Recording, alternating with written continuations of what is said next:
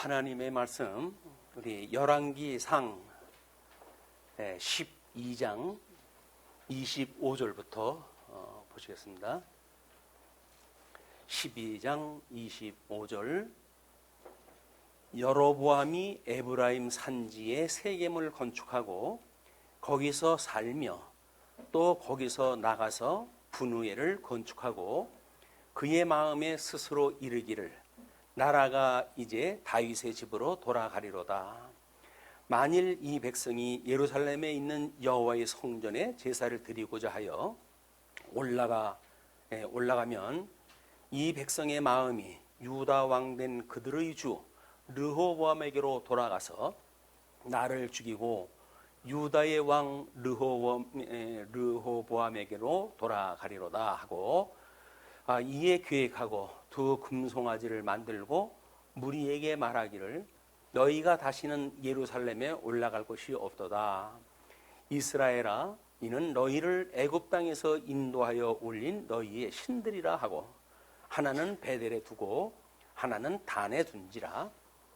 이 일이 죄가 되었으니 이는 백성들이 단까지 가서 그 하나에게 경배함이더라.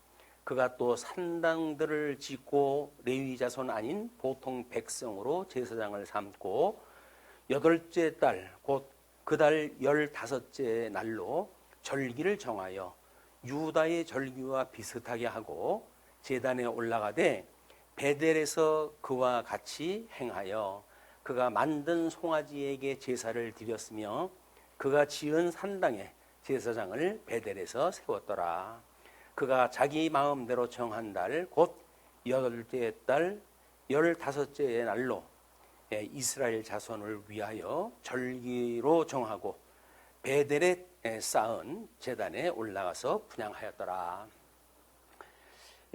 오래간만에 우리가 오후 강론을 했다 했던 열왕기로 돌아오게 되어졌는데요. 열왕기가 지난 번에는 12장까지 되어져 있고 그건 카페에 이제 올라가 있어요. 그 이제 13장서부터 강론이 들어가야 되는데 제가 이제 남은 그 기간이 약 석 달 정도 남아져 있기 때문에 그 한 분기 동안에 우리 그 카페에 강론을 올라온 걸 보니까 역사서가 열왕기 13장서부터 에스라, 느헤미야, 에스더서까지는 빠져 있어요. 그래서 그 동안에 큰 줄기를 그쪽으로 강론을 갖다 해놔야 나중에 구체적인 거야. 뭐 성경 읽어도 되고 아니면 구체적인 강론을 갖다 해도 되니까 아마 그러지 않을까 싶어가지고 일단 방향을 지금 오늘은 이제 12장서부터 우리 이야기했던 것처럼 12장서부터 14장까지의 내용이거든요. 그 내용을 이제 오늘 전부 강론하다 할 거예요. 근데 성경을 다 읽으면서 하면 시간이 모자랍니다. 그리고 대부분 이야기이기 때문에 그 이야기를 그냥 읽는 것보다는 그거는 미리 한 번쯤 읽어오시고 그리고 그거를 개론을 따라가지고 그 내용을 우리가 의미를 파악을 갖다 하는 것이 아마 효과적이라고 생각이 들어가지고 구약성경 해석의 원리를 성경적 근거를 잡아가지고 이렇게 소개를 갖다 하고 있어요. 우리가 그동안은 구약성경을 창건, 분국, 유수, 회복이라고 하는 그런 내용으로 이걸 이제 설명을 했잖아요. 그것은 예수 그리스도의 강탄, 고난, 죽으심, 부활이라고 하는 신학적 의미가 있다라고 이야기를 했는데 그렇게 보는 사람들이 없으니까 너무 어떤 성경적 근거도 없이 이 목사가 혼자 그렇게 해가는 게 아니냐 이런 오해가 있을 수 있어가지고 우리 성경적 근거를 제시를 했다 했어요. 구약 성경을 어떻게 해석하는 걸 오느냐 그 이야기거든요. 첫 번째, 구약 성경은 구약 자체의 문자적 역사적 성취로 마감이 된다. 왜냐하면 모세 오경에서 언약이 되어진 것은 나머지 역사서 가나안 땅에 들어가서 세운 나라를 통해서 이루어진 것으로 이게 되어져 있어요. 그렇게 되어져 있고 그것이 이제 우리가 문법적 역사적 해석의 원리라고 이렇게 말씀을 드렸어요. 그러니까 누가복음 16장 16절을 보시게 되면 율법과 선지자는 요한의 때까지요라고 이야기했다 했어요. 그러니까는 구약의 모든 그 율법과 선지자에 대한 설명이 요한의 때까지로 해야지 마감이 돼야 돼요. 요한은 말라기에서 예언되어진 대로 예수님이 말라기에서 예언되어진 것이 요한을 가르치고 한 얘기다라고 설명을 하셨으니까, 그래서 요한의 때까지고 그 후부터는 하나님의 나라의 복음이 전파되어 사람마다 그리로 침입하느니라. 그러니까 구약 성경을 통해 가지고 바로 하나님 나라를 들어가는 것이 아니라 이제 그때는 우리 예수님이 오셔가지고 복음을 선포하심으로 해가지고 그 복음을 가지고 이제 우리가 하나님 나라를 누리게 되어진다는 얘기예요. 그러나 이제 그 율법을 그렇다고 한다면 폐해진 거냐 뭐 이런 그 문제가 있을 수 있으니까, 그러나 율법의 한 획이 떨어짐보다 천지가 없어짐이 쉬우리라 이렇게 이야기가 되어져 가지고 구약은 예표로서의 모형과 그림자라고 하는 그런 우리들의 성경 원리가 아마 그 누가복음 16장 16절로 전부 그 근거가 되지 않을까 싶어요. 두 번째, 구약 성경은 예수 그리스도에 대한 신학적 의미로 해석이 되어야 된다. 그래서 우리가 문법적 해석, 그다음에 역사적 해석, 신학적 해석, 그다음에 이제 실천적 해석, 이 네 가지를 우리는 이야기를 하고 있잖아요. 물론 과거에 이제 우리 신학자들은 세 가지만 이야기를 합니다. 신학적 해석까지.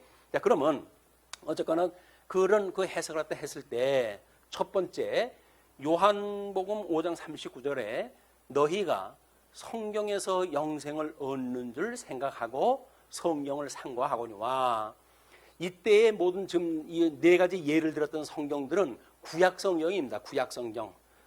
그래서 그 예수님이 구약 성경을 너희들이 영생을 얻는 줄 알고 생각을 하는데 그것이 나에 대해서 증거한 거라는 거예요. 그럼 나라고 하는 것이 그리스도 아닙니까? 그리스도. 그리스도에 대한 것을 우리가 신학적으로 해야 되는 기독론이다 이렇게 이야기를 했어요.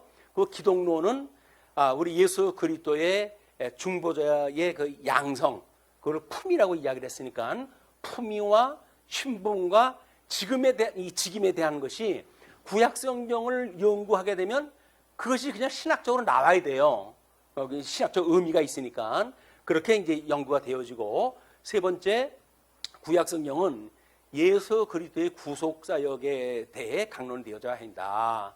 그러니까 다른 거 이야기로 하면 안 돼. 구약 성경에서는 예수 그리스도가 어떻게 구속을 해가는가. 왜?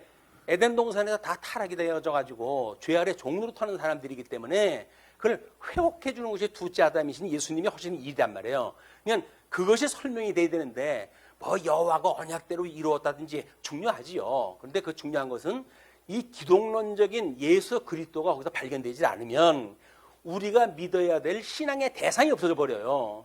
그리고 뭐 여호와를 믿는데요, 뭐 이렇게 이야기를 하는데 하나님을 믿는 것은 기독교가 아닙니다. 기독교는 예수님을 믿는 거예요. 예수님을 믿고 예수님을 믿게 되어지니까 예수님을 보내진 아버지를 우리가 믿게 되어지는 거지, 그걸 언약대로 있는 여호와를 믿는다든지 이런 어떤 그 근본주의자들처럼 뭐 우리 회교권의 사람들이 자기네 신을 알라 신을 갖다 믿어가지고 온 세계가 시끄럽지 않습니까? 이게 근본주의의 그 사람이 폐해요 이게. 근데 기독교는 그렇지가 않습니다. 하나님께서 천지를 지으시는 하나님께서 이 창조 사역을 하고 섭리 사역을 하시니까, 섭리 사역을 하시는 하나님께서 우리가 에덴 동산에 들어가 가지고서부터 이제 섭리 사역이 시작이 되어지는 거 아니에요. 모든 언약사는 그거로부터 시작이 되어지는 거예요. 그 언약을 우리가 풀어야 되기 때문에 이제 구속 사역에 대해서 이야기를 해야 된다. 그래서 우리 사도행전 17장 2절 말씀을 소개해 드렸어요.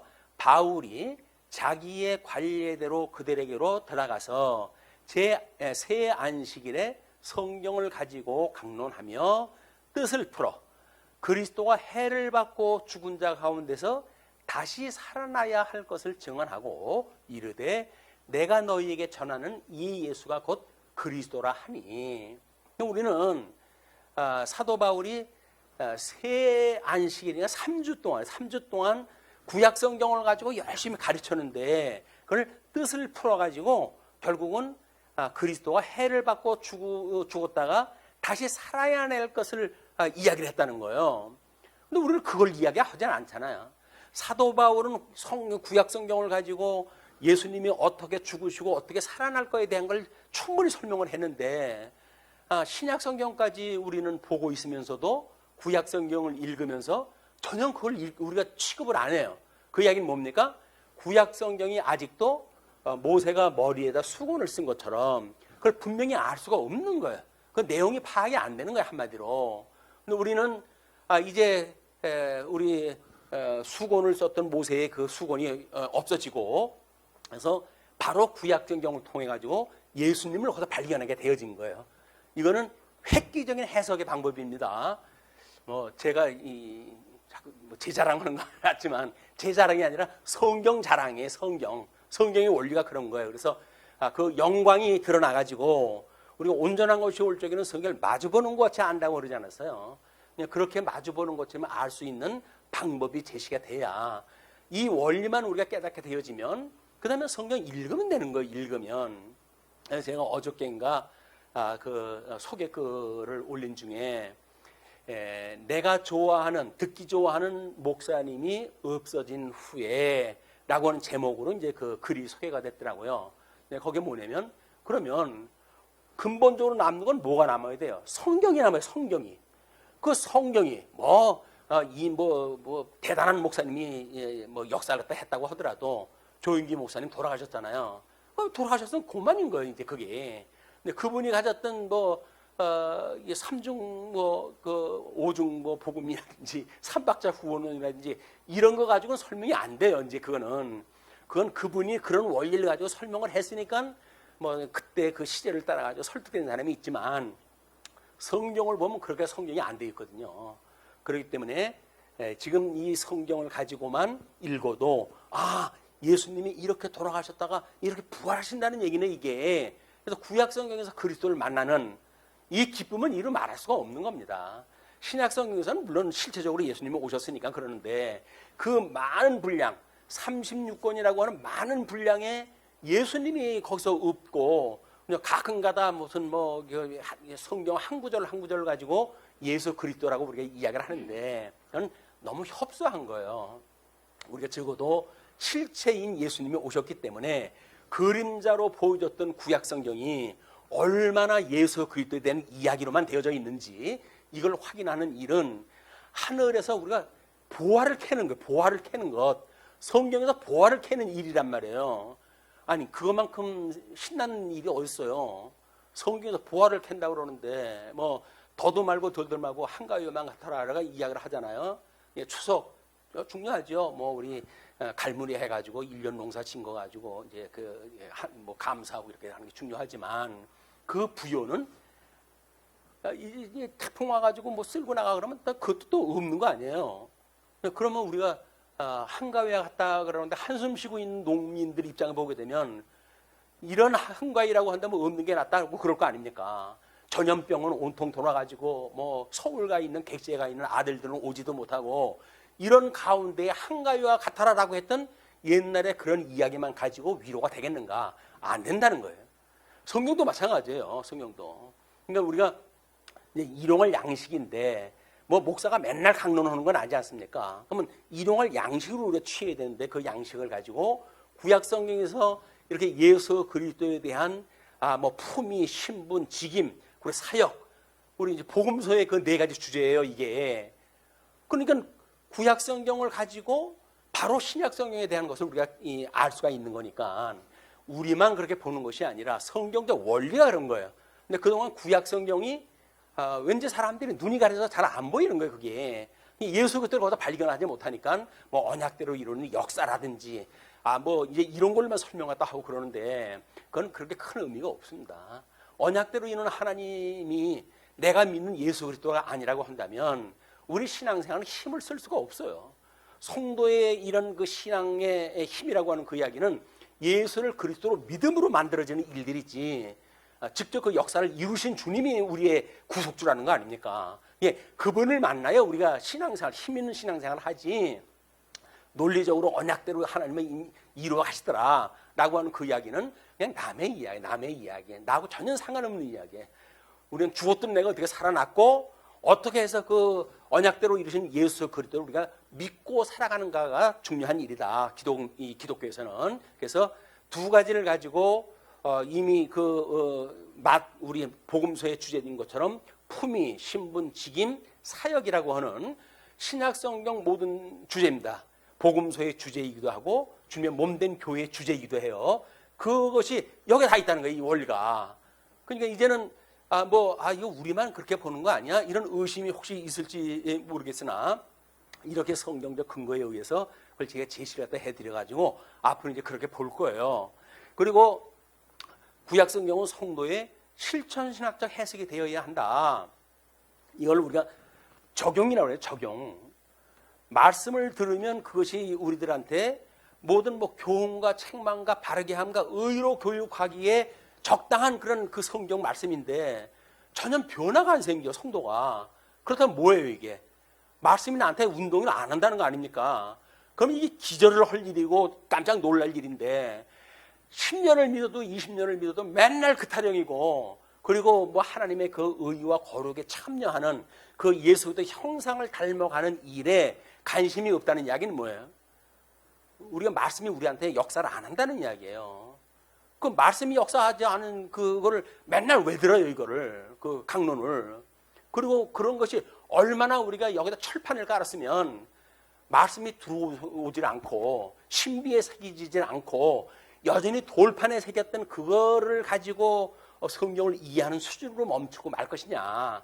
이것이 이제 어떻게 보게 되면 얼마 남지 않은 저로서는 아주 절체절명의 일이기도 해요. 성도님들이 그동안 복음을 깨닫고 말씀을 공부한다고 그랬는데 이제 과연 우리가 어떻게 바라봐야 될 곳, 영원한 하나님 나라를 소망으로 해서 살아갈 것인가. 여전히 땅의 것만 바라보고 살아간다고 한다면 그럼 우리는 하나님 나라에 대한 소망도 없는 사람들이에요. 구원이라고 하는 것이 이 세상에서부터 구원받은 건데 근데 세상에부터 구원받은 우리들이 맨날 세상의 것들 가지고 이루고저루고 한다면 과연 신앙생활에 이 중심을 우리가 제대로 잡은 것인가라고 하는 우리가 의심을 가질 수밖에 없어요. 그래서 적용적 해석이라고 하는 걸 우리는 실천신학적 이제 의미로 해서 설명이 되어졌는데 그래서 디모데후서 3장 14절입니다. 그러나 너는 배우고 확신한 일에 거하라. 너는 내가 누구에게서 배운 것을 알며 그다음에 또 어려서부터 성경을 알아나니 디모데는 사도 바울에 의해서 지금 복음이 전도되어졌고 이제 이렇게 동역자로 일하는 거 아닙니까? 그러니까 디모데가 이 성경을 어려서부터 배웠다는 이야기는 뭐예요? 구약 성경이 구약 성경.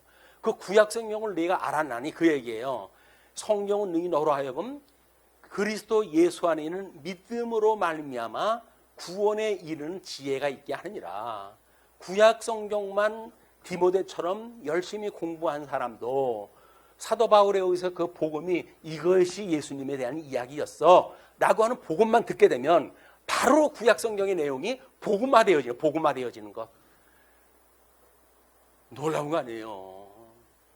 세상에 어떤 재물로 해가지고 우리가 이 보화를 캡니까? 이 성경에서 우리는 이 보화를 캘 수가 있는 이런 방향을 제시를 갖다 해드리고 그것이 제가 이제 함께 그동안 연구해왔던 말씀운동 서울교회 성도님들 드리는 마지막 서비스라고 생각이 드는 겁니다.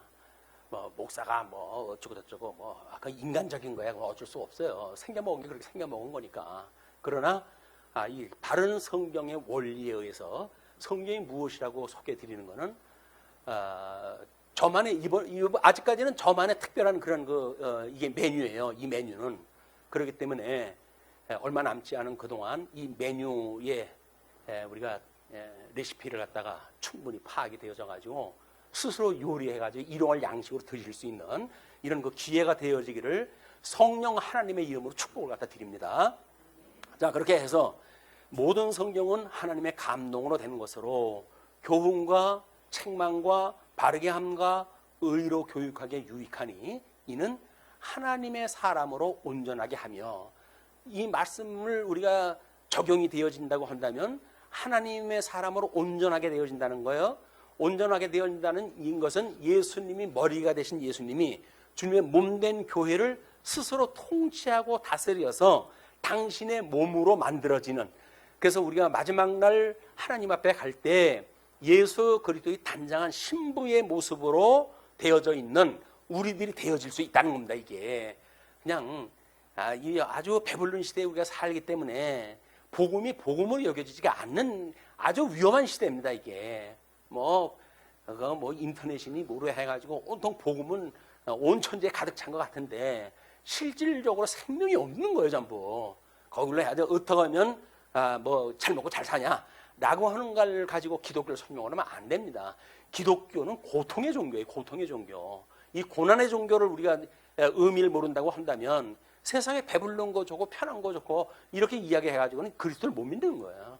예수님이 하나님인데도 불구하고 와가지고 십자가에 못 박아 죽으셨는데 죽으심의 의미가 없이 우리 어떻게 이런 영화로운 하나님을 찬양할 수가 있겠는가라고 하는 것은 매우 현대 우리 대한민국의 지금 이 번창한 대한민국 뭐 경제적으로나 뭐 여러 가지로 해가지고 이미 선진국 대열에 쓴 이런 대한민국의 현재 조건으로 봐가지고는 복음을 통해 가지고 새 생명을 얻는 것에 대한 관심이 줄어들 수밖에 없는 겁니다. 이런 그 대래 위기다. 세상에 배불른 세상이 주어졌다는 이야기는 그거로부터 구원을 받고 싶은 사람들이 열망이 없어져요. 아니 살만한데 뭘 여기서 다 어디를 가? 여기서 살면 되지. 이렇게 되어지는 거란 말이에요. 이런 거를 우리 후대에게 어떻게 전송해야 될 것인가라고 하는 의미를 가지고 좀 이해를 갖다 해주셨으면 좋겠어요. 그래서 특별히 히브리서 3장 8절로부터 19절 이야기 중에 광야에서 시험하던 날에 거역하던 것 같이 너희 마음을 완고하게 하지 말라. 말씀을 듣고 자꾸 고집 피우고 네 생각대로 살지 말고 하나님의 그 교훈에 너희들이 신경을 써라. 그 이야기 관심을 갖고. 그래서 마음을 만약에 완고하게 해가지고, 완고하는 건 뭐예요? 돌판을 깔았다는 거 아닙니까? 완고해. 단단하게 굳어가지고 말씀이 들어 튀어버리는 거 전부. 아유 너나 그렇게 믿어. 난 싫어. 난 여기서 잘 먹고 잘 사는데 왜 나한테 자꾸 이렇게 고통받으라고 그래. 라고 하는 그런 그 생각을 가지고 살아가게 되어진단 말이에요. 근데 완고하게 하지 말고 부드럽게 해서 그 말씀이 정말 신비에 새겨질 수 있는 은혜가 우리 남은 자와 이기는 자가 되어지는 성경의 원리입니다. 우리 하나님 앞에 초청을 받은 사람은 많지만 부르심을 입은 사람들은 적어요. 그러니까 세상 끝날 징조가 뭡니까? 많은 사람들이 자기 귀에 듣기 좋은 소리만 들으려고 그러지 하나님의 말씀을 듣기 싫어하는 것이 말세적인 이게 징조입니다. 그렇기 때문에 우리가 이런 이기는 자가 되어져 가지고 계시록의 7교회에게 전부 복을 줄 때 뭐라 그래요? 이기는 자에게는 이러이러한 복을 주고 이기는 자에게는 이러이러한 복을 주고 이렇게 기하잖아요. 그래서 우리들도 이기는 자가 되어져서 복 있는 사람으로 예수 그리스도와 아름다운 결혼관계가 이루어지는 하나님 나라에서 영원 무궁토록 우리 하나님을 찬양하는 이런 성도의 훈련이 충분히 되어지기를 바랍니다. 자, 그래서 이제 이거를 첫 번째 소개를 갖다 해드리고 12장의 내용은 일단 이렇게 봐요. 우리 일단 대열의 문답 40번에서 왜 중보자가 반드시 한 위에 하나님이시며 사람이 되어야 하는가? 양성에 대한 문제입니다. 그러면 우리는 이제 구약 성경을 가지고 품위에 대한 걸 공부를 갖다 해야 될 거 아니겠어요? 그 품위에 대해서 공부를 갖다 하려면 그 품위가 양성에 대한 문제니까 하나님의 인성과 신성이라고 하는 그리스도를 우리가 확인했다 해야 되겠고 그런 일을 갖다 해 가야 되는데 왜 그렇게 해야 되느냐라고 하는 것이 문제인 거예요. 그래서 그 하나님과 사람이 되어야 하는 것은 한 위에 이렇게 되어야 하는 것은 하나님께서 우리를 위해 신인 각성의 특유한 사역을 전인격의 사역으로 받아들이게 하고 우리에게는 전인격의 사역을 의지하게 하려 합니다. 인성에서 이루어지는 일, 신성을 통해서 이루어지는 일, 그건 우리는 다 믿게 한다 그 이야기예요. 그 이야기는 결국 인성이라고 하는 거에 의해 가지고 이제 우리 율법에 의해서 죽게 되어지고 거기서 신성, 그 사망 것을 이기시고 부활하셨던 예수 그리스도 그분의 우리가 화합이 되어져 가지고 새 생명을 얻은 성도의 삶을 살아갈 수 있는 원리가 이 양성의 원리에 있단 말이에요. 그냥 구약 성경을 옛날 얘기처럼 이것만 읽어가지고는 아무 의미가 없어요. 그 이야기는. 그렇기 때문에 아마 우리가 먼저 소개가 되어졌지만 제사장 나라의 분국으로 계시되어진 중보자의 양성 해가지고 창세기로부터 해가지고 그 모든 역사서를 통해 가지고 그 원리를 전부 제가 표를 갖다 만들어 드렸잖아요. 그 이야기는 우리 중보자의 인성 부분과 중보자의 신성 부분을 가지고 사도 바울이 로마서에서 그러지요. 혈통적으로는 다윗의 자손으로 오셨고, 그다음에 성결의 영으로는 사망의 권세를 이기시고 부활하심으로 그리스도로 인정되었느니라. 이렇게 이해된단 말이에요. 이는 혈통적으로 오셨던 그런 다윗의 자손으로서의 예수, 그분이 사망 권세를 이기시고 그리스도로 인정되어져 가지고 이제 하나님의 아들로 인정되어지는 그런 신성 부분, 두 가지의 부분이 우리가 역사서를 읽어가면서 끊임없이 이제 확인을 해 나가야 될 겁니다. 그래서 12장을 먼저 공부할 적에는 1절로 15절 압제 정치를 선언하는 르호보암, 우리가 이렇게 좀 해야 되겠다라고 이야기를 했더니 이제 그 르호보암이 그러면서 사흘이 있다 와라라고 해가지고는 자기 그 솔로몬을 섬겼던 노인 그 신하들한테 물어봤잖아요. 그랬더니 부드럽게 하고 그들한테 그 말을 갖다 잘 받고 그렇게 하면 그들이 당신의 종이 되어질 겁니다. 라고 얘기하는데 그 얘기를 안 듣잖아요. 그는 젊은 자기 그 친구들한테 그 이야기를 물으니까 야 무슨 소리냐, 이제 네가 권리가 있고 고난이 있는데 니네 아버지보다 더 세게 밀어. 이건 밀당이야. 이건 힘에 겨루는 일이기 때문에 네가 여기서 밀려나면 넌 끝까지 밀려날 수밖에 없어. 그런 논리예요 사실은. 그 밀당을 가지고 여로보암을 만나잖아요. 그러니까는 이제 우리 아버지가 손가락이었다고 한다면 나는 허리와 같은 그런 고통을 넣었는데 안길 것이다, 이렇게 이야기를 해요. 그래가지고 그 사람들이 전부 돌아가 버립니다.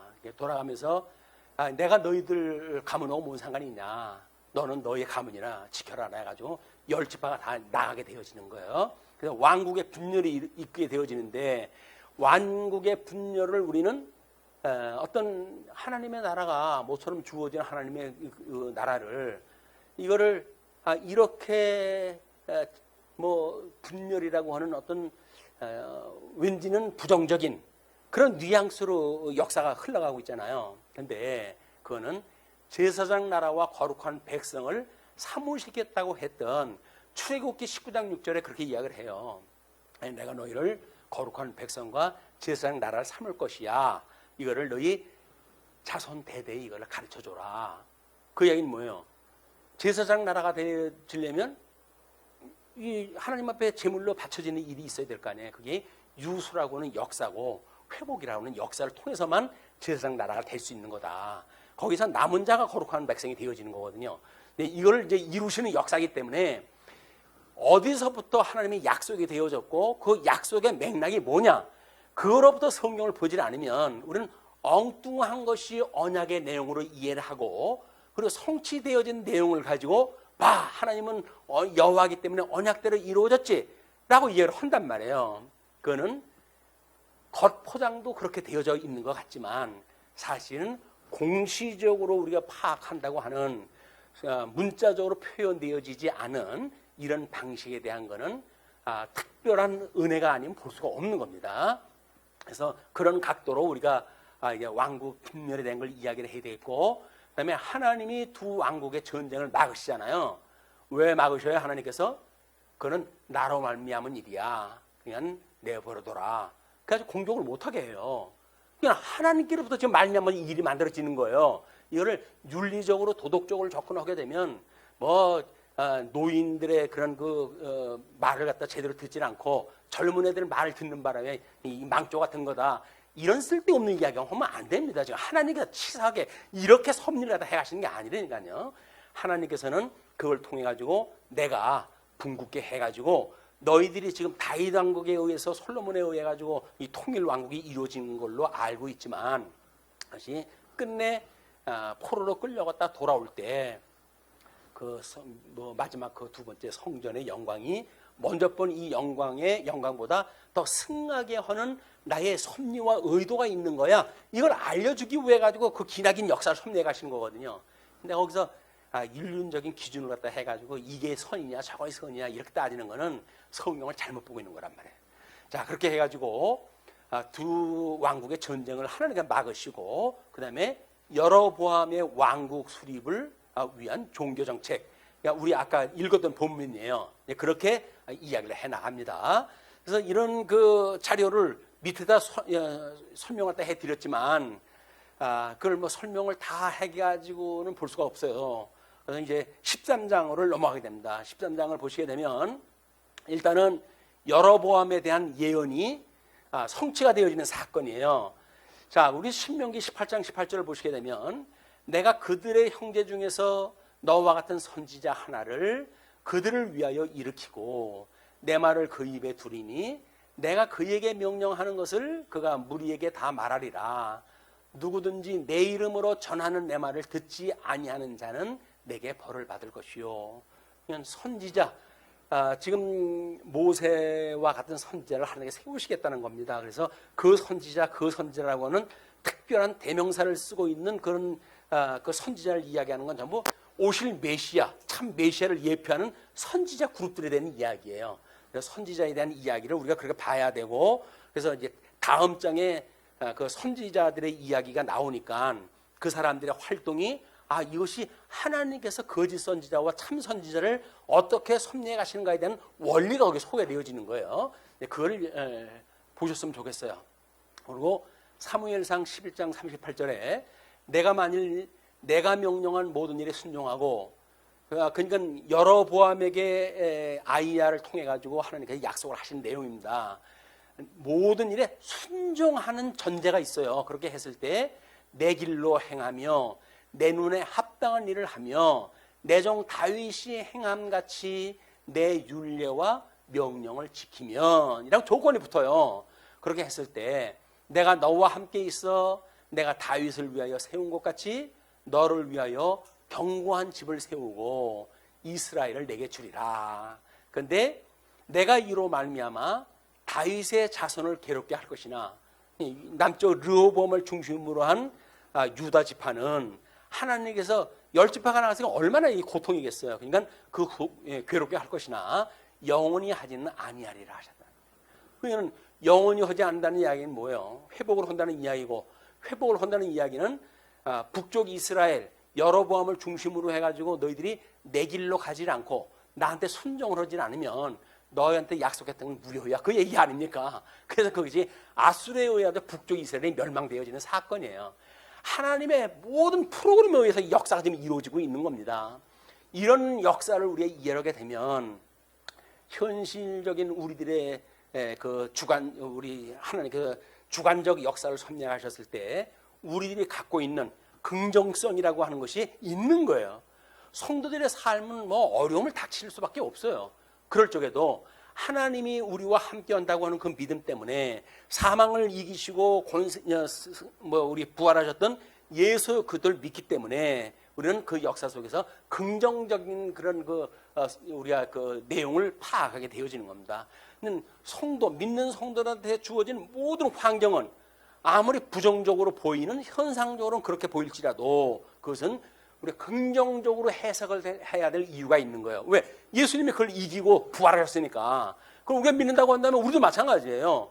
현재 삶을 부정적으로만 생각을 하고 이거 큰일 났네 뭐 이렇게 될 수밖에 없죠. 그러나 예수님이 너희들은 나의 나라, 그의 의와 나라를 구해라. 그러면 그 외의 것은 내가 그냥 줄게 라고 이야기를 했던 것이 어떻게 성도들의 삶에서 그대로 적용되어질 수 있는가. 그 예수님 만나는 게 복이라는 거예요. 그 예수님이. 사도 바울은 그걸 일체의 비결을 배웠다고 그러지 않습니까? 일체의 비결. 예수님으로 인해 가지고 이 모든 우리가 복을 갖다 누리게 되어지니까. 근데 복음을 놓치고 썩어버릴 것에 관심을 갖고 우리가 그걸 보니까 맨날 구해도 그타령이고 맨날 가진 것 같아도 속이 헛헛하고 이렇게 되어지는 거예요. 그러나 예수 그리스도 성령 충만함을 입으시게 되면 우리는 우리 성령님이 해가신 역사가 이해가 되어지니까 모든 역사를 긍정적으로 해석을 하게 되어지고, 그래서 심령의 평강을 누리실 수 있다고 믿어지는 겁니다. 자, 그렇게 해가지고 13장 1절로부터 10절까지 보시게 되면 여로보암의 우상 숭배에 대해서 하나님의 사람을 통한 징계와 경고를 하는 내용이거든요. 네, 뭐 우리 열왕기하에 23장 15절로 20절도 나와져 있지만 그것이 언약대로 이루어가시는 역사들의 얘기예요. 어떻게 여로보암이 나중에 징계를 받고 그 다음에 이게 죽는지 멸망되어지는지 앞에도 이야기를 했지만 순종하지 않으면 멸망하게 되어지는 겁니다. 설사 여로보암이 중간기에는 뭐 우리 여로보암 2세 때 같은 경우는 그 이스라엘 주변의 모든 국가를 장악할 정도로 막강한 나라가 되지 않습니까? 그렇다고 해가지고 그걸 부러우면 안 되는 거예요. 하나님께서 왜 그걸 그렇게 해가실까요? 그걸 무너뜨리기 위해 가지고 그렇게 해가시는 건데 과정만 보고는 아유 저 좋겠다 라고 믿는 거는 믿는 게 아니라니까요. 성도가 예수님을 믿고 살아갈 때 물론 세상에 돈 많은 사람도 있고 벼슬한 사람도 있고 그러겠죠. 그게 부러워가지고 전전긍긍하게 되면 그거는 그 사람들은 망하게 하시는 과정 중에 있는 사람들인데 그걸 탐을 냅니까? 욕심을 내고.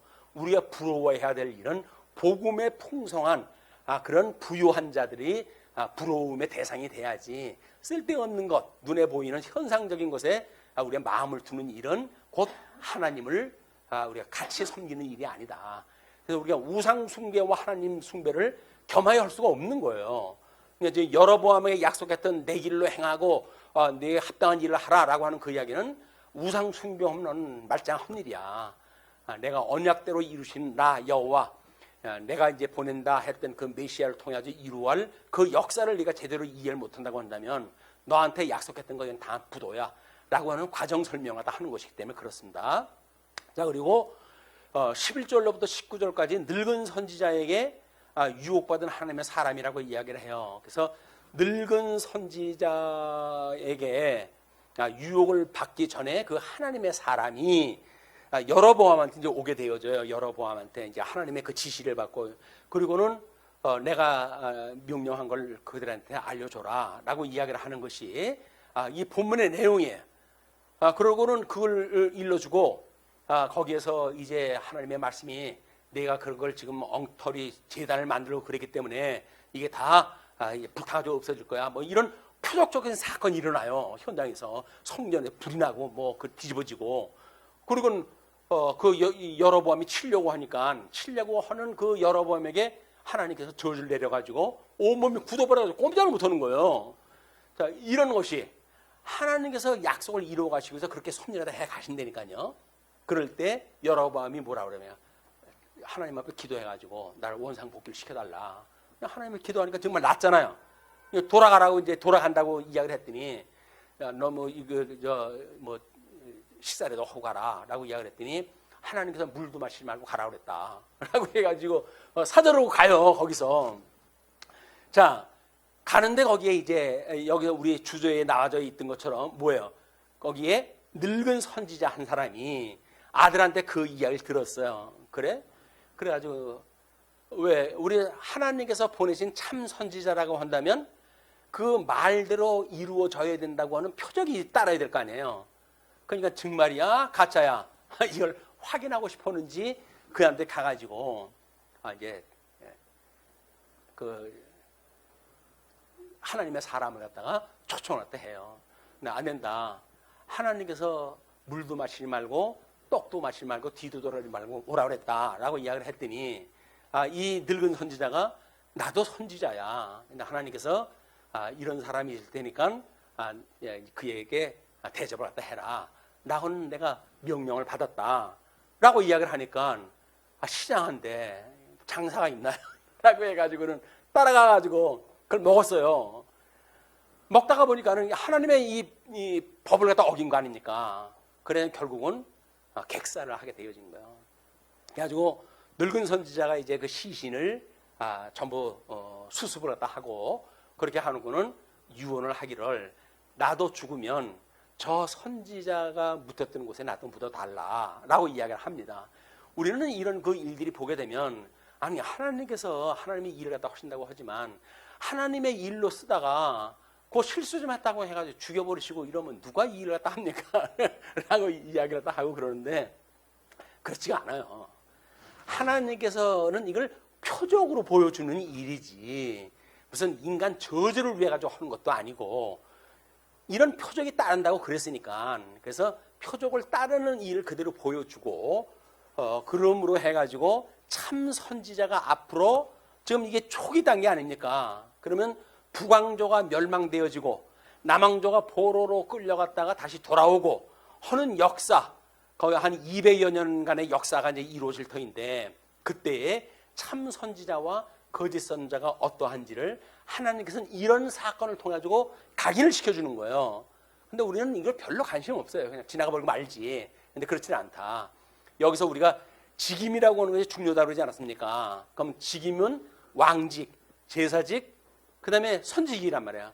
그럼 참 선지자는 어떻게 하나님께서 섭리를 해 가실 것이고 참 왕은 어떻게 섭리해 갈 것이고 참 제사장은 어떻게 섭리해 가실 것인지를 모세오경이 이미 언약되어져 있지만 그거를 이런 역사 섭리 속에서 그대로 드러나게 하심으로 삼직의 역사를 하나님께서 섭리해 가시는 이걸 우리가 깨닫게 되어진다. 그랬을 때 우리는 예수님이 그 삼직을 나라 이루신 걸 가지고 정말 그리스도가 맞아 라고 우리가 확인을 할 뿐만 아니라 주님의 몸된 교회에서 나름대로 받은 은사를 따라가지고 나한테 주신 이 은사가 하나님이 주신 것이 너무나 분명해.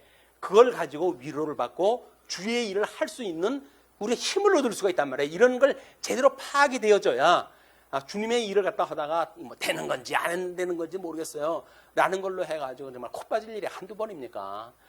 우리가 하나님 말씀은 좋다고 그러는데 성도들은 변화가 없고 도대체 이게 어떻게 된 건가 싶은 생각도 없잖아 있잖아요 그게. 근데 그런 걸 있다 보게 되면 우리는 하나님의 말씀이 어떤가가 중요한데 그런 과정에 의해 가지고 오히려 믿음에서 우리가 낙오가 되어지는 일이 있을 수 있기 때문에 하나님께서 그걸 지금 보여주는 사건이다. 그러니까 그렇게 우리 주님께서 온전히 우리를 견인해 가신다고 하는 믿음의 확신을 가지고 이런 것들을 공부를 해야지. 믿는 사람도 이렇게 그냥 이 지경이 되어진다고 한다면 믿으면 뭐 하나 이렇게 우리가 이제 낙오가 되어진단 말이야. 그렇지가 않다. 그걸 좀 더욱 성경을 통해서 이런 사건을 통해서 확인했다 해갔으면 좋겠습니다. 그 다음에 20절로 32절 보시게 되면 하나님의 사람이 죽어요. 이것이 바로 선지자는 선지자대로 예수 그리스도 참 선지자는 애매한 죽음 아니에요. 그냥 복음 전하러 갔다가 그리고 죽은 거니까. 그러나 이제 그런 그 늙은 선지자가 참 선지자라고 그걸 증거해내는 그런 과정을 통해 가지고 부활의 모습을 보여줄 수가 있는 거야. 예수님이 참 선지자로 오셔가지고 구약 성경을 가지고 어떻게 복음을 증거했는지. 그런데 본인은 정작 십자가에 못 박아 죽으셨네. 그걸 보고는 에이그 소용도 없네 라고 믿게 되어지게 되면 이걸 하나님의 전체의 의미를 깨닫지 못하고 과정 논리에 빠져가지고 우리는 실수를 하게 되어진다. 성도들의 삶도 마찬가지예요.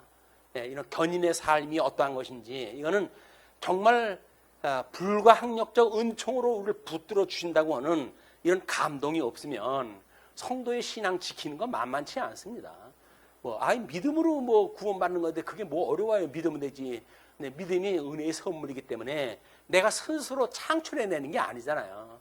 하나님과 믿음으로 붙들어 주셔야 되는데 주어지는 환경이 하나 실패하고 두 번 실패하고 세 번 실패하고 연속적으로 실패하고 그러는데 무슨 예수님을 생각을 합니까?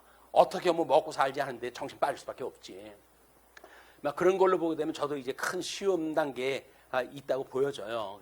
기도하는 마음으로 지금 이런 말씀도 준비하고 그렇습니다. 정말 끝까지 이 복음을 간직을 하고 이걸 전승하는 그런 그 일을 계속할 수가 있어야 되는데 쓸데없는 생각 가지고 딴 생각하게 되면 하나님께서 이런 하나님의 사람도 제거시켜 버렸는데 저가 무슨 의미가 있겠어요? 하나님께서 보시기에는 먼지만도 못한 그런 티끌만도 못한 인간인데 그래서 그것이 하나님 앞에 이렇게 선한 일에 쓰임을 받는 일이 얼마나 가치로운지 이 가치를 깨닫고 살아가는 일이 이건 성도로서의 자존심이에요.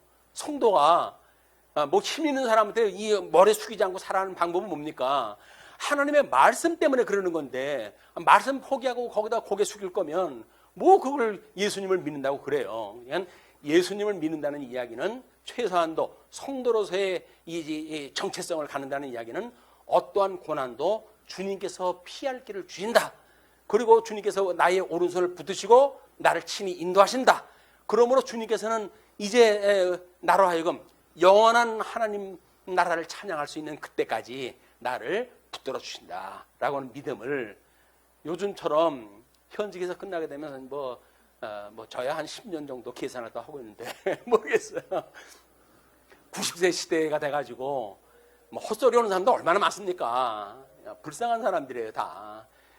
나이만 먹으면 모르나 복음을 다 하나도 모르는데 그냥 이 복음을 그때까지 지킨다는 이야기는 점점 더 어려워져요. 옛날같이럼 전쟁도 일어나가지고 뭐 젊은 나이도 죽고 이제 이런 때라고 한다면 복음 믿고 있다가 뭐 죽으면 얼마나 그게 다행이에요. 근데 배가 불러가지고 이제 뭐 늙어가지고 헛소리나 하고 이렇게 되면 이게 이제 낭패란 말이에요. 그래서 배부른 시대, 장수의 시대 이거는 우리들이 추구해야 될 세상이 아니라 하나님 나라가 얼마나 가기가 싫으면 이 세상에서 장수를 갖다가 꿈꿉니까? 우리는 하나님 나라 가기를 기뻐하는 그래서 하나님 오늘 저녁이라도 저 하나님 나라 갔으면 좋겠어요 라고는 신실한 믿음을 가지고 신앙생활을 해가는 이런 성도들의 삶은 이런 역사관으로부터 우리가 만들어질 수 있는 겁니다. 그래서 하나님의 이런 복음을 깨닫는 기회가 되었으면 좋겠습니다. 다음 이제 14장을 보시게 되면 아이야를 통한 예언인데요. 이제 뭐 아이야를 통해 가지고 우리 처음부터 아이야에게 약속한 대로 해가지고 여로보암도 그 약속에 의해 가지고 이제 이 역사가 여기까지 진행이 되어져 가는 거니까 그래서 남은 자라고 하는 것이 어떤 의미가 있는지 아까 우리 히브리서의 이야기도 확인하다 했지만 성도들에겐 이 남은 자라고 하는 이야기는 철저하게 이기는 자의 이기는 자 그러니까 말씀을 듣고 그냥 지나가는 어떤 일과성의 그런 그 복음이 아니라 정말 우리의 신비에 그냥 도장을 찍듯이 꽉 찍혀버리는 이런 은혜의 감동이 있는 이런 그 말씀이 되어져 가지고 우리가 이 예수 그리스도를 정말 붙들고 살아갈 수 있는 이런 힘이 되어졌으면 좋겠습니다. 그래서 왕국 분열을 예언한 실로의 선지자가 이제 소개가 되어져요. 그래서 뭐 왕상 11장 29절에도 언급이 되어져 있지만 그 아이야가 실로 사람 아닙니까? 그래서 왕국 분열을 예언했던 그런 내용이 이미 있었고 역대하에서도 이 아이야를 통해 가지고 언약되어진 내용들이 있어요. 이제 그걸 소개를 하는 겁니다. 그래서 여로보암의 패망을 예언했다 해요. 그래서 우리 열왕기상 그 14장 1절로 18절까지 내용인데 그걸 통해 가지고 여로보암의 패망이 어떻게 이루어지는지를 본문을 통해서 확인할 수가 있는 거예요. 우리는 이 역사가 우리 당대의 역사라고 한다면 모르겠으나 하나님께서는 우리들한테 이걸 알기 쉽게 이스라엘 백성들 북왕조의 패망을 이야기할 적에 그냥 제1왕조 멸망, 제2왕조 멸망 해가지고 9개 왕조가 무너지는 거를 무더기 해서 소개를 갖다 해버려요. 언약대로 멸망시키는 모습을 갖다 아주 한눈으로 팍 들어오게 만들어버려요. 그걸 우리 긴 인생을 통해 가지고 넘어질까 다시 일어났다가 뭐 이렇게 살다가 보게 되면 이게 진짜 넘어지는 일인지 서는 일도 잊어버릴 때인데 성경을 통해 가지고는 무더기 역사를 통해 가지고 북왕조를 내가 이렇게 약속한 대로 이렇게 멸망시킨다 라고 하는 걸 우리가 보여주니까 그걸 읽을 때마다 우리 예수님이 우리들의 이 죄 때문에 돌아가셨어라고 하는 돌아가신 예수 그것들을 만나게 되어지고 위로가 되어지고 그러므로 남쪽 유다의 회복되어진 역사를 통해 가지고 다시 우리 부활하셨던 예수 그것들을 만나는 복음의 역사가 끊임없이 역사 속에서 그 파노라마처럼 우리가 이 내용을 파악이 되었으면 좋겠습니다. 자, 이제 그래서 솔로몬의 행적을 예언서에 기록했다고 이제 역대하 9장 29절에 이야기를 하고 있는데 13장 33절로부터 34절에는 여로보암의 계속적인 타락과 악행이 소개가 되어져요. 이게 범죄 사항이죠. 그러니까 그건 우리 아까도 본문을 읽었지만 모든 일에 순종하고 내 길로 행하고 합당한 일을 하면 이제 그렇게 한다고 약속이 되어졌는데 그게 범죄를 한다는 이야기는 뭐예요? 그걸 안 하고 있단 말이에요. 안 하게 되어지기 때문에 멸망할 거는 당연하죠. 그걸 한 것이. 그래서 14장 1절로 16절을 보게 되면 아이야가 여로보암에게 심판을 예언합니다. 아이야가 그 12 옷을 갖다 찢어가지고 그 표적을 보여주면서 약속했던 예언자 아닙니까? 그 선지자의 말을 안 들으니까 너 내가 이렇게 예언을 했잖아. 근데 하나님의 이렇게 불충하게 되면 너는 멸망하고 말 거야. 라고 해가지고 예언을 다 하는 거예요. 그래서 17절로부터 18절까지 여로보암의 아들의 죽음까지 소개가 되어집니다.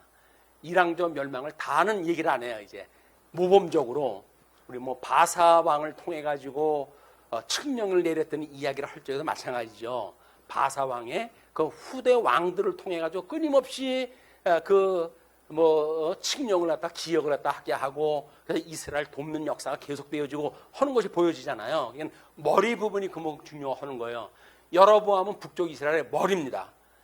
그거를 우리는 이제 이 구약 성경에서 볼 적에는 북쪽 이스라엘에 대한 거를 하나님께 이스라엘이라고 이야기를 하고 남쪽은 유다의 아들이라고 자손이라고 이렇게 이야기를 하잖아요. 그래서 에스라 느헤미야 에스더서에 하게 되면 우리 유다의 자손들과 이스라엘의 자손들 이렇게 두 개가 다 언급된다고 늘 강조를 갖다 해왔어요. 그 이야기는 이게 다시 회복할 적에도 12지파가 다 회복되어자고 함께 돌아오는 그런 그 모습이 소개되어져 있기 때문에 그렇습니다. 그래서 여로보암의 아들의 죽음이 소개가 되어지고 19절로 20절 보시게 되면 여로보암의 죽음과 후계자 나답 제1왕조의 저주가 시작되어지는 거예요. 이렇게 해서 아들을 죽였는데도 이제 그걸 아들이 죽을 만한 그 일이 만들어진 거 아닙니까? 여로보암이 자기 아내를 변장을 시켜가지고 실로 예언자 아이한테 보내요. 보내가지고 그런데 선지자가 그 사람이 들어오기 전에 이미 다 알고 있잖아요. 그거를 그래놓고는 그 사람 여로보암 아내한테 뭐라 그래요? 네 아들은 지금 죽어 금방. 라고 해가지고 그들이 원하는 대답을 안 해주고 그러는 바람에 그가 가서 확인했다 했더니 아들이 죽은 거 아니에요. 아이의 예언에 그렇게 어떤 단막적인 언약대로 이루어진 사건, 그 이야기는 뭐예요? 이미 왕국에 대한 약속을 했던 것의 축소판이란 말이에요. 그 아들이 죽는다고 하는 예언이 성취가 되어진 걸로 보아가지고 여로보암 너는 그렇게 하면 망해 라고 하는 것은 이루어질 수밖에 없는 거예요. 이제 우리가 그거를 전체 속에서 부분을 가지고 전체를 파악하는 그런 원리이기도 하다. 그래서 지금 그 아들을 그렇게 죽이시고 그다음에 여로보암의 죽음과 후계대의 나답이 이제 소개가 되어지면서 북쪽의 제1왕조의 저주가 어떻게 이루어지는지 하나님께서 주셨던 그 복을 누리질 못하고 저주를 입게 되어지는 이런 비극적인 역사가 이제 이스라엘 분국의 역사 내내 이 역사가 이제 계속되어질 거예요. 거기서 우리는 뭐 하나님이 쓰시는 왕들은 뭐 어떤 저주를 갖다 해가지고 뭐 사람 하나 저렇게 살게 만드나 뭐 이렇게 이야기 갖다 해가지고 하나님은 뭐 저러실 수가 있어 이런 생각을 하는데 이것이 어떻게 언약대로 이루시는 역사인지 하나님의 복과 저주를 주시기로 이미 실체적인 창조 역사에서 이걸 주신 거 아닙니까?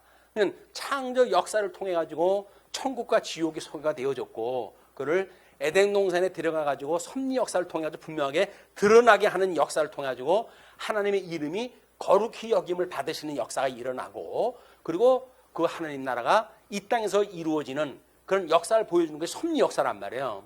그런 섭리 역사를 통해 가지고 지금 이걸 확인하게 되어질 수가 있는 겁니다. 그리고 끝내 29절로부터 31절 보시게 되면 르호보암의 죽음과 후계자인 아비암이 소개가 되어져요. 제1왕조 멸망 이렇게 떨어지는 거는 그게 눈에 보이지는 않죠. 그냥 이건 좀 부분 과정을 우리가 읽어 나가니까.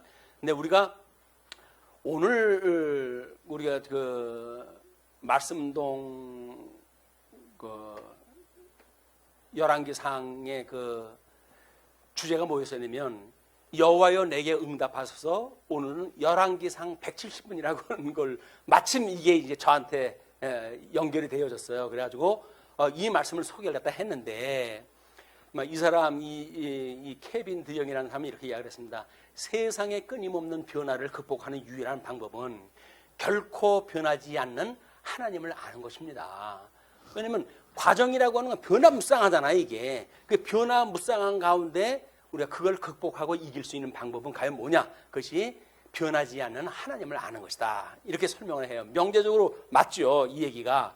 그래가지고 이제 그런 내용을 가지고 지금 열왕기사에 대한 이런 구조를 가지고 소개를 갖다 해드렸어요. 거기에 지금 우리가 보고 있는 것이 열왕기상 1장서부터 11장까지가 선민국가의 분국 배경인데 이제 지난 시간서부터 이야기했던 12장서부터 이야기가 분국국의 분국 과정이거든요. 이 과정은 끊임없이 이제 진행이 되어지기 때문에 여기 보게 되면 보세요.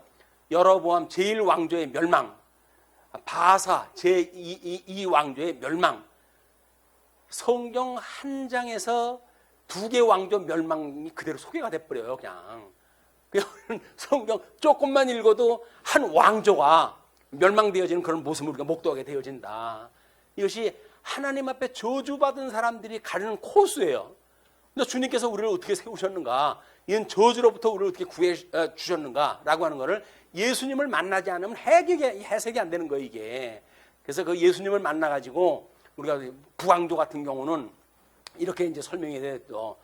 이제 그렇게 해가지고 북왕조의 남왕조에 대한, 북왕조는 전부 왕조의 멸망이에요. 이게 북왕조 멸망, 몇 왕조 멸망, 몇 왕조 말명 이렇게 되어져 있는데 결국은 왕조의 멸망까지 소개가 되어집니다. 그런데 멸망이 안 되는 일이 간혹 있어요. 그게 뭡니까? 우리 여기 열왕기 16장 21절로 34절까지 보시게 되면 오므리 왕조 초기에 흥왕의 모습이 소개가 되어져요. 이런 때도 있네 라고 해가지고 숨통을 쉴지 모르나 그 이야기는 그런 흥왕이라고 하는 시대를 통해 가지고 끊임없이 엘리야 선지자의 활동, 엘리사의 활동, 이런 걸 가지고 지금 하나님께서 어떻게 역사를 섭리하시는 걸 보여주기 위해 가지고 잠시 흥황케 하는 건데, 잠시 흥한 거에 대해서 너무 부러워하지 말자. 예수 믿는 사람이 믿지 않는 사람이 잘 된다고 해가지고 부러울 필요 하나도 없어요. 왜? 그건 과정일 뿐이니까. 물론 거기서 나중에 예수 믿고 구원받을 사람도 있겠지요.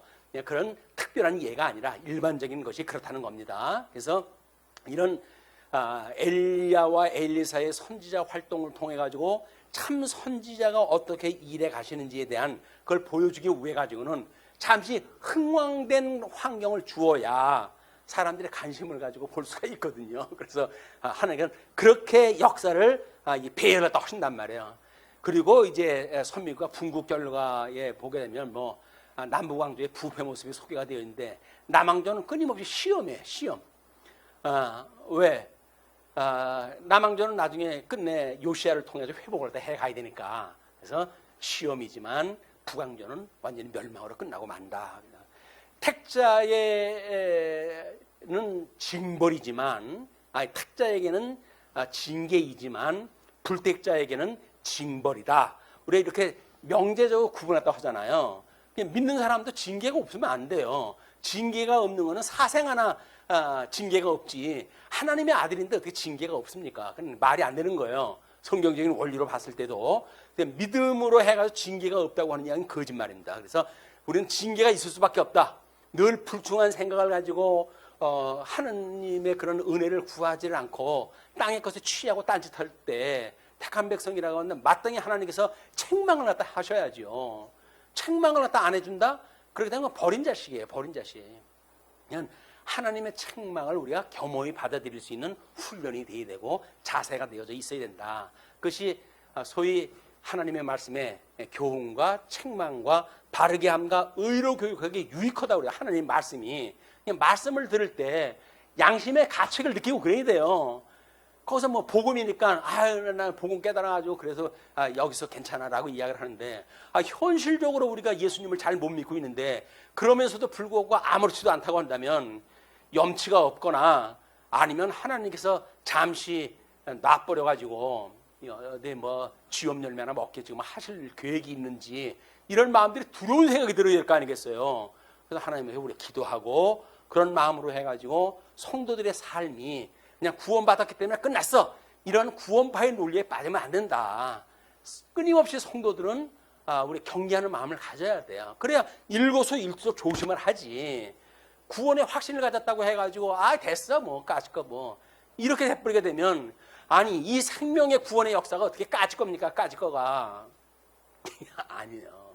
이거는 우리 생명에 관한 일이기 때문에 관심을 가지시고 우리들의 이 구속의 은혜, 이거는 붙들고 살아가야 될 정말 구원의 밧줄과 같은 것이지, 그걸 가지고 뭐 구원받았는데 그게 뭐 대단하냐, 언약대로 이뤄서 하나님께 다 그렇게 해가시겠지 라고 하는 이야기는 사실 예수님을 믿지 않는 사람들의 이야기입니다. 예수님을 믿는다고 한다면 그래 믿을 수가 없어요. 왜? 예수님의 인성과 신성에 대한 두 가지 부분을 우리가 고루 믿고 적용을 하고 있으니까. 나머지 육신에 대한 걸 뭐라 그랬어요? 우리 성령의 소욕과 육신의 소욕에 가지고 끊임없이 내 원수는 어디 있어요? 내 안에 있어요. 이 육신의 소욕으로 해가지고 끊임없이 나를 미혹을 했다 하고 이 사기치려고 헌다고 있다니까요. 그때 하나님의 은혜를 줘가지고 성령의 그런 그 소욕을 통해 가지고 너 그럼 못 써 라고 해가지고 책망을 했다 하는데, 거기서 육신의 소욕이 성령의 소욕을 치받고 어떻다고 이렇게 하면 말도 안 되죠. 내 내부 안에 성령의 소욕과 육체의 소욕이 두 개가 있듯이 이것이 확대가 되면 어디로 가요? 옆 사람으로 가죠. 그리고 이웃 사랑하는 이야기는 뭐예요? 너를 사랑하는 거, 네가 너를 사랑해야 돼, 그 이야기예요. 나를 사랑한다는 이야기는 뭐예요? 성령의 소욕을 가지고 육체의 소욕을 제어하고, 그리고 끊임없이 하나님의 나라로 더욱 나가는 길, 그것이 나를 사랑하는 거지. 사랑한다고 그러면서 됐어요, 이제 주님 뭐 구원됐는데 그냥 이렇게 살다가 할게요 라고 해가지고 자기 육체의 소욕대로 살고 이거 내버려 둔다고 한다면 자기를 사랑하는 게 아니잖아요. 자기를 사랑하지 않으면서 어떻게 이웃을 사랑합니까? 말이 안 되는 거예요. 나를 사랑한다는 이야기는 적어도 하나님 앞에, 이런 말씀 앞에 이 징계로 우리가 받아들일 수 있는, 그래서 우리 하나님 앞에 구원을 이야기하고, 그래서 끊임없이 우리가 우리에게 죄진 자를 사해 준 것처럼 우리를 사해 주시옵고 우리를 시험에 들게 하지 마시옵고 악에서 구해 주세요 라고 하는 기도가 끊임없이 나와야 되는 겁니다. 이게 그러니까 쉬지 말고 기도하라는 거예요. 이게 정신 팔면 없어져요. 쉬지 말고 기도하라는 이야기는 우리가 이 일상의 삶이 끊임없이 거기 빠져 있기 때문에 그렇습니다. 그냥 시험에 빠지지 않게 끊임없이 기도하다 하셔야 돼요. 뭐 별거 뭐 기도할 수 있겠죠. 예, 언젠가도 그 말씀을 소개한 바가 있는데, 이때는 믿음의 성도에게 이때는 바로 기도할 때다. 이때는 기뻐할 때다. 이때는 감사할 때다. 라고는 요소가 있어야 되는데, 이때는 뭐예요?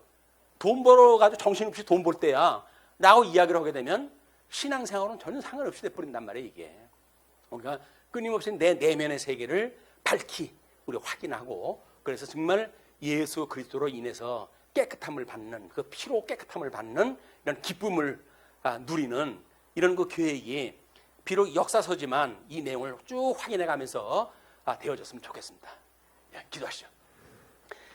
예, 자비로우신 우리 하나님 아버지, 은혜를 감사합니다. 어지럽고 혼란한 시대에 우리 하나님께서 특별히 저희들을 사랑하셔서 우리의 눈을 열어 우리 닫혀져 있는 구약 성경을 통해서 우리 주 예수 그리스도를 만나게 하시고 우리의 수건을 주님께서 벗겨주셔가지고 정말 이 진리를 볼 수 있는 이런 할례받은 길을 주시는 하나님 아버지, 은혜를 감사합니다.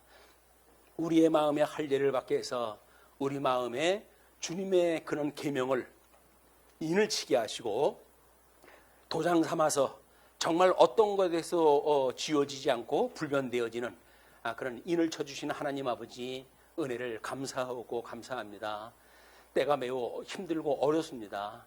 이때랄지라도 여전히 우리 하나님께서 주님의 몸된 교회 말씀동 서울교회를 사랑하셔서 말씀동 서울교회 모든 구성원들 위에 은혜로 허락하여 주시는 것을 감사하고 감사합니다. 말씀을 가르치는 자는 가르치는 자대로, 또 우리 섬기는 자는 섬기는 자대로, 또는 다스리는 자는 다스리는 자대로, 그리고 우리가 하나님 앞에 이런 주님께서 은혜로 주셨던 은사를 따라서 말씀으로, 연보로, 기도로, 또는 받은 은사를 따라 섬기는 손길을 위해 우리 주님께서 끊임없이 은총으로 함께 하시길 빕니다. 저희들의 살얼음판 같은 곳을 걷는 이런 현상을 제대로 인식하게 하시고, 오직 하나님을 바라보고 우리 주 예수 그리스도를 표대로 삼아서 달려갈 수 있는 성도가 될 수 있도록 주님 은총 중에 붙들어 주시옵소서. 이 강론을 듣는 모든 성도들 위에도 우리 주님 크신 은총을 함께하여 주시기를 비옵고, 우리 흩어져 있는 한 주 동안도 은혜의 장중 아래 붙들어 주시기를 소원하며 우리를 구원하신 우리 주 예수 그리스도의 이름으로 기도하옵나이다. 아멘.